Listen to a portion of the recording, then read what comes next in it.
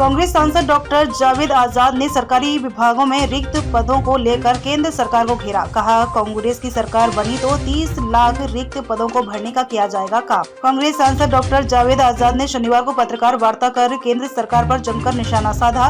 उन्होंने कहा कि स्वास्थ्य, शिक्षा, सेना, बैंकिंग सहित अन्य विभागों में लगभग 30 लाख पद रिक्त हैं, जिसकी वजह से कर्मियों के साथ साथ आम नागरिकों को भी कठिनाइयों का सामना करना पड़ रहा है। उन्होंने कहा कि इन रिक्त पदों को भरने का कार्य किया जाएगा।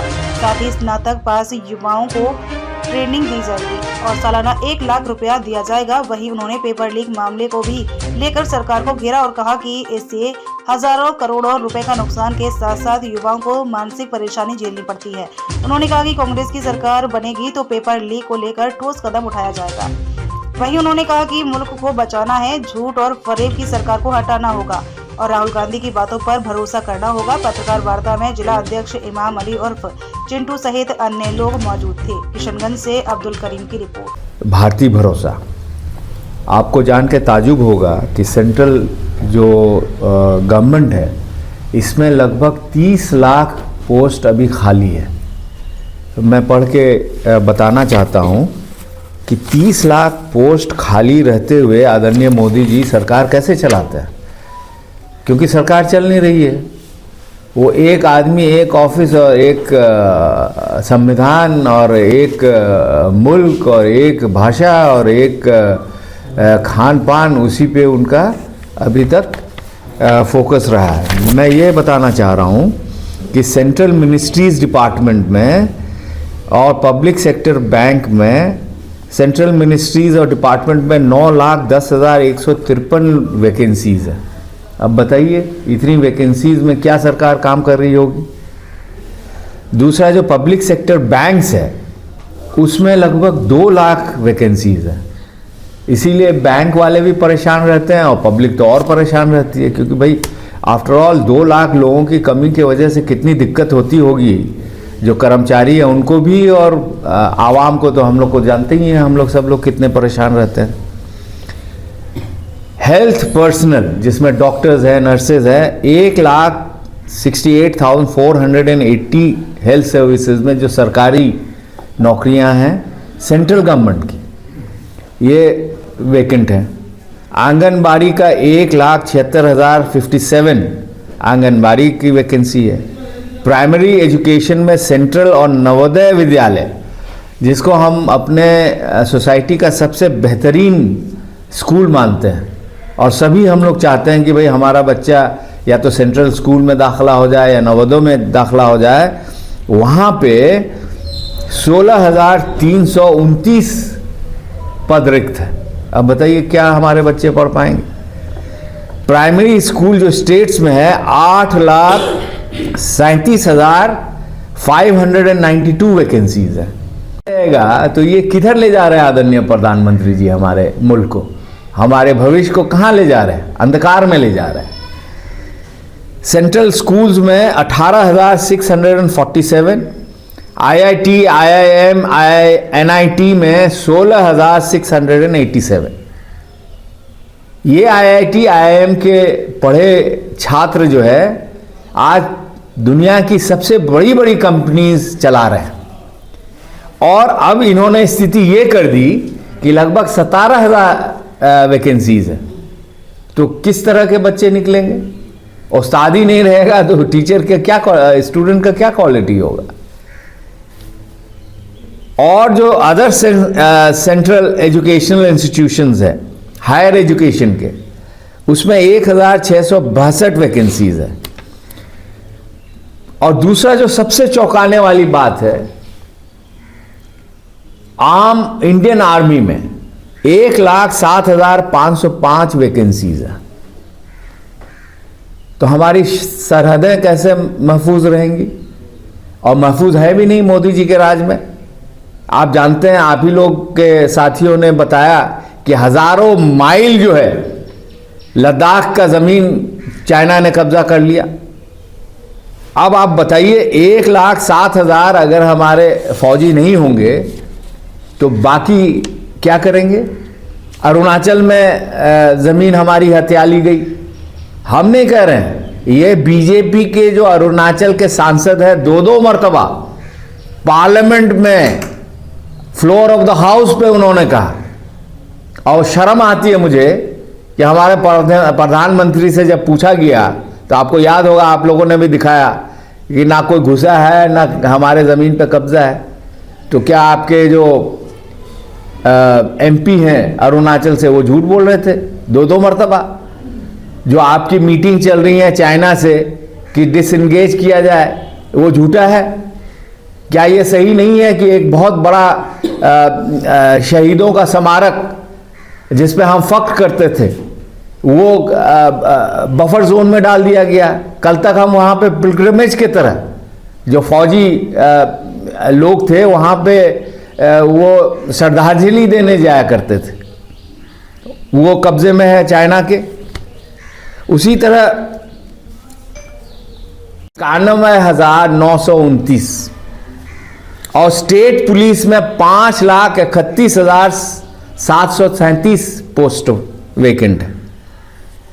कोर्ट्स में, सुप्रीम कोर्ट में 4 वैकेंसियां हैं, हाई कोर्ट में 419 जजेस की वैकेंसी है, डिस्ट्रिक्ट और लोअर कोर्ट में 4,929 पदों में आदमी नहीं है, ऑफिसर नहीं है, जज नहीं है।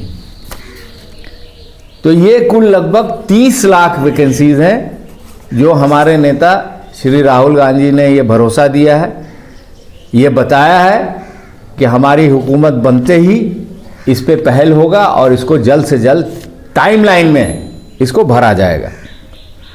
इसके अलावा और वैकेंसीज है जिसकी तादाद लगभग 60,82,130 है, जिसका डिटेल अभी मेरे पास नहीं है, आप लोग के पास ज़रूर होगा, आप लोग नेट पे जाएंगे तो मिलेगा।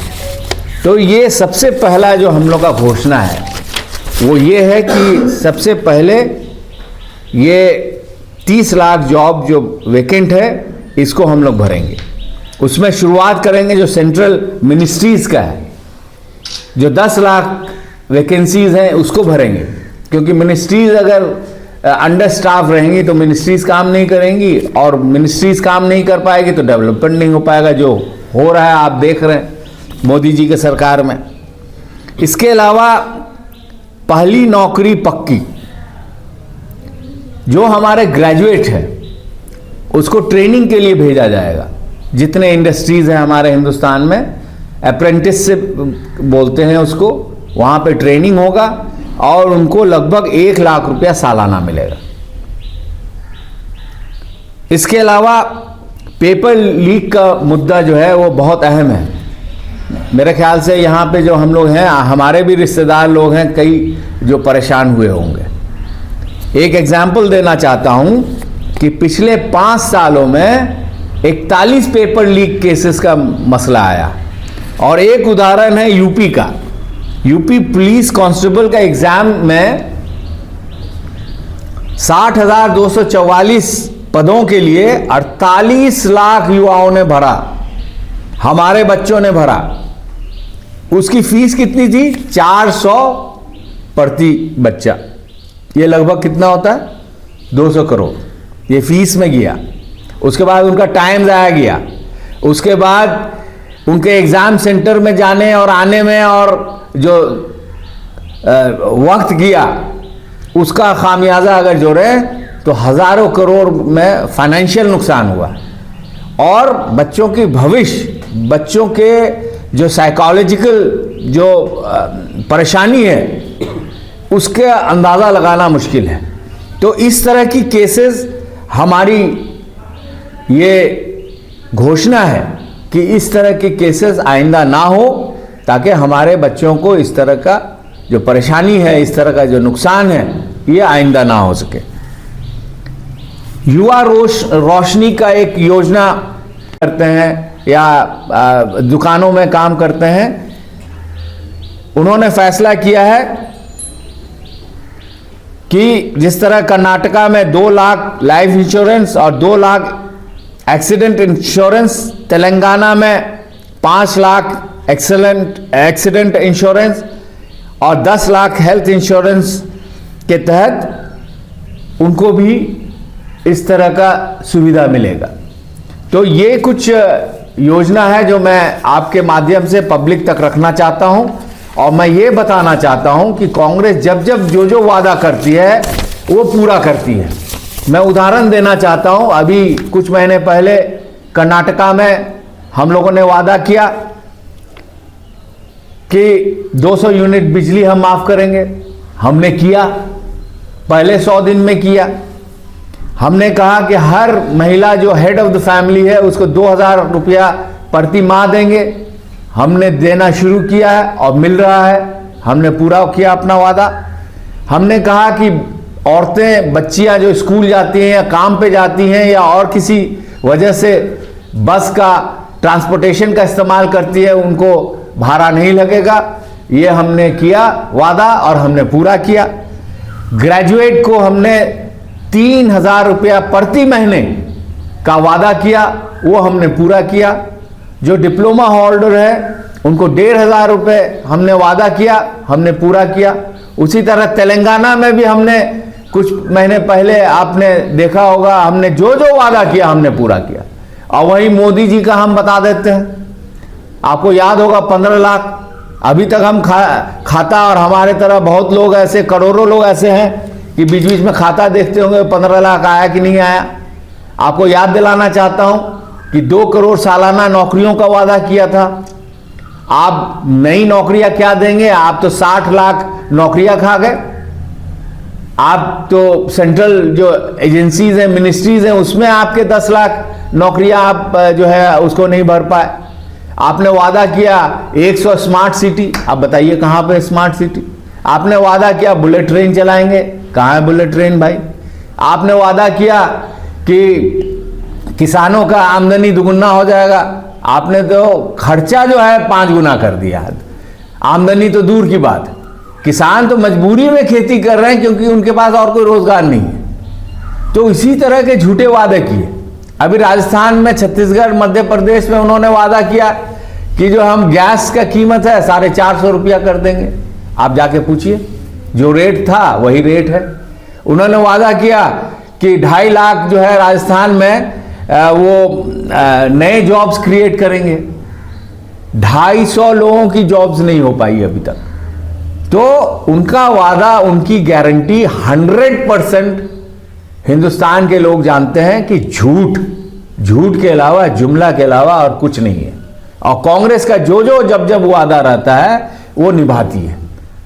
तो ये मैं जो कांग्रेस के तरफ से और हमारे नेता राहुल गांधी के तरफ से जो बताया गया है, मैं आपके माध्यम से आवाम तक पहुंचाना चाहता हूं। और फरेब की सरकार है, उसको हटा के अगर अपने मुल्क को, अपने युवाओं की फ्यूचर को देखना है तो राहुल जी के बातों पे भरोसा करना होगा।